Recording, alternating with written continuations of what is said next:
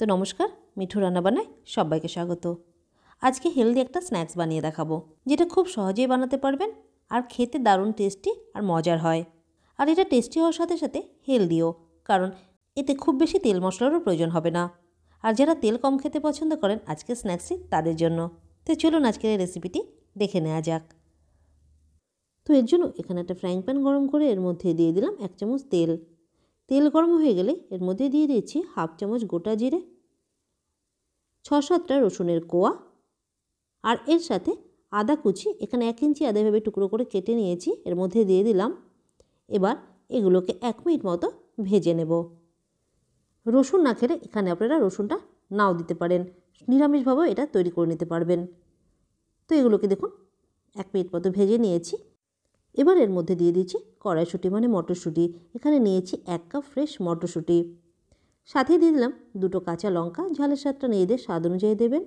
দিয়ে দিলাম এখানটায় সামান্য একটু হলুদ গুঁড়ো, আর এর সাথে সামান্য একটু গরম মশলা গুঁড়ো।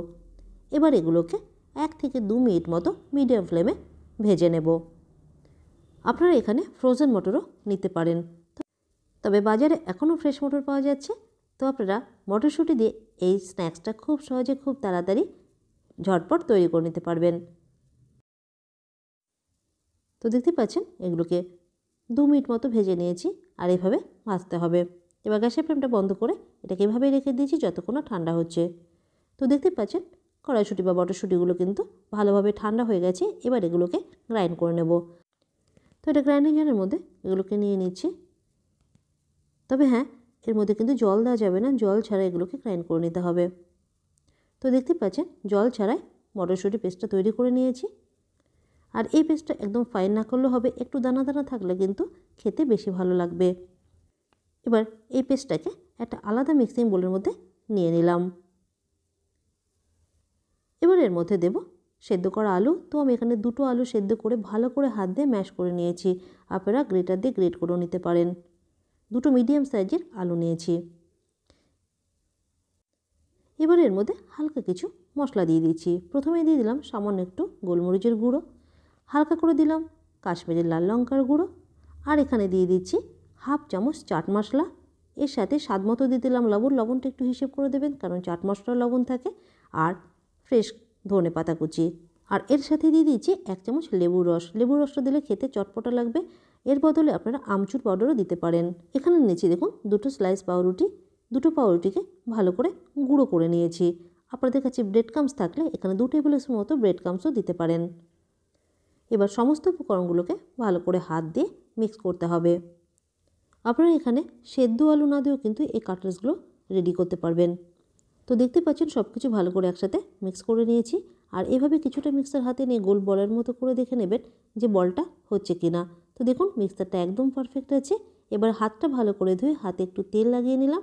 এবার এখান থেকে কিছুটা করে মিক্সার হাতে নিয়ে গোল গোল শেপে কাটলেটসগুলোকে রেডি করে নেব।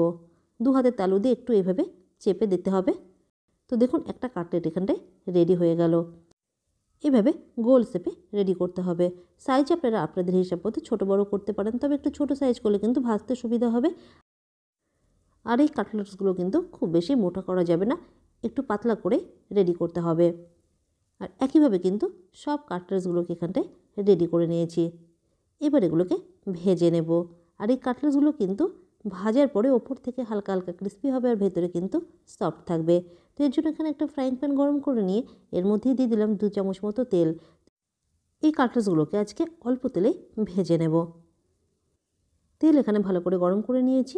এবার গ্যাসের ফ্লেমটা মিডিয়ামে রেখে একটা একটা করে এর মধ্যে কাটলেটস দিয়ে দিচ্ছি।